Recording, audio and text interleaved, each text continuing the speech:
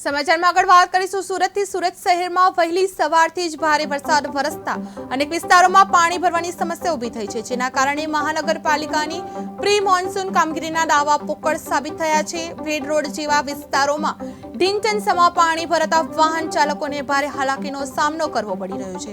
હવામાન વિભાગે અમરેલી, ભાવનગર, સુરત, નવસારી અને વલસાડ જિલ્લામાં અતિ ભારે વરસાદની આગાહી સાથે રેડ એલર્ટ જાહેર કર્યું છે, જ્યારે અનેક જિલ્લામાં ઓરેન્જ એલર્ટ અપાયું છે।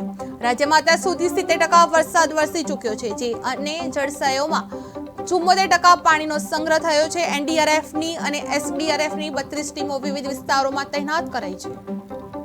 હવામાન વિભાગે આજે સમગ્ર દક્ષિણ ગુજરાત સહિત સૌરાષ્ટ્રના કેટલા ભાગોમાં રેડ એલર્ટ જાહેર કર્યું છે। ખાસ કરીને સુરતમાં ગત મોડી રાત્રિથી ભારેથી અતિ ભારે વરસાદ વરસી રહ્યો છે, ત્યારે ઠેર ઠેર પાણી ભરાવાની સમસ્યા સામે આવી છે। મારી પાછળના આપ દ્રશ્યો જોઈ શકો છો।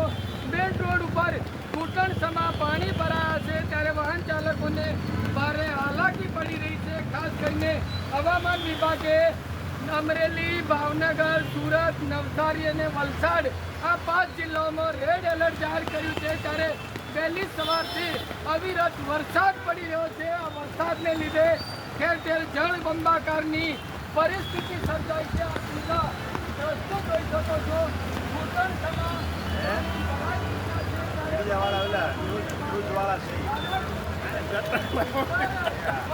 આ પરિસ્થિતિનો સામનો કરવો પડી રહ્યો છે। સીધા દ્રશ્યો જોઈ શકો છો। લોકો પણ ક્યાંક ને ક્યાંક હેરાન પરેશાન થઈ રહ્યા છે।